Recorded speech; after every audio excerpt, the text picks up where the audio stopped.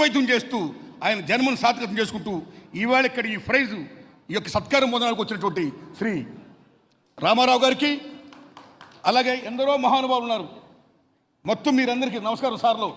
అమ్మ దండం, తల్లి దండం దండం మీ అందరికీ. ఇక ఈ సభ హీరో శ్రీ రవిశంకర్ ప్రసాద్ గారు. శ్రీ రవిశంకర్ గారు ప్రపంచంలో తెలుగువాడు చాలా ముందుండాలి అని తెలుగు వన్ స్థాపించి ఇంటర్నెట్ అనేది తెలియక ముందే రాబోయే కాలంలో ఇంటర్నెట్ రూల్ చేస్తుందని యూట్యూబ్ల నుంచి అనేక కార్యక్రమాలు పెట్టి తెలుగు వంశాలను ప్రపంచపరం చేసినటువంటి పెద్దలు శ్రీ రవిశంకర్ గారు. సో ఆయన గురించి, ఆయన గొప్పతనం గురించి పెద్దలు చెప్పారు. సీఎం గారి గురించి మొత్తం అందరూ కూడా.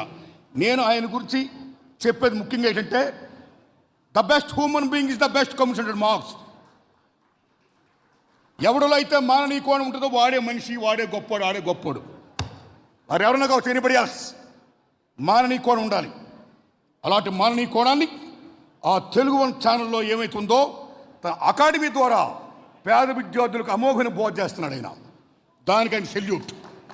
పేద విద్యార్థులకు కార్పొరేట్ కాలేజెస్కి వెళ్ళలేని పరిస్థితుల్లో ఉన్న అనేక మంది పేదవాళ్ళకి సహాయ సహకారం అందిస్తున్నాడు ఆయన. ఎస్, అలాగే అనేక మందికి 2000 మందికి పైగా గుండె జబ్బు వచ్చినట్టు చిన్నారులకి ఆయన అమోఘం కార్పొరేట్ హాస్పిటల్స్లో వైద్యం చేయించాడు ఆయన.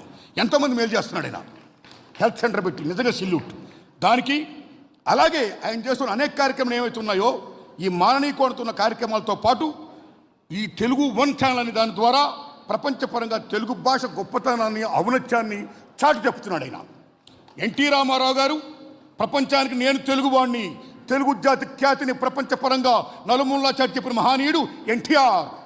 అలాంటి ఎన్టీ రామారావు గారి యొక్క తెలుగు గొప్పతనాన్ని, భాషని, మన భాషని ఆయన ఛానల్స్ ద్వారా త్రూఅవుట్ ది వరల్డ్ ఆయన చాటి చెప్తున్న ధన్యవాదాలు చెప్తున్నాం. ఈ దశలో ముఖ్యంగా ఎవరైతే సత్కారం ఉందో వాళ్ళందరికీ ధన్యవాదాలు చెప్తూ, మీ అందరికీ ధన్యవాదాలు చెప్తూ నేను మాత్రం ఒక విజ్ఞప్తి చేస్తున్నాను. అది మన రమణ గారిని చేస్తున్నాను.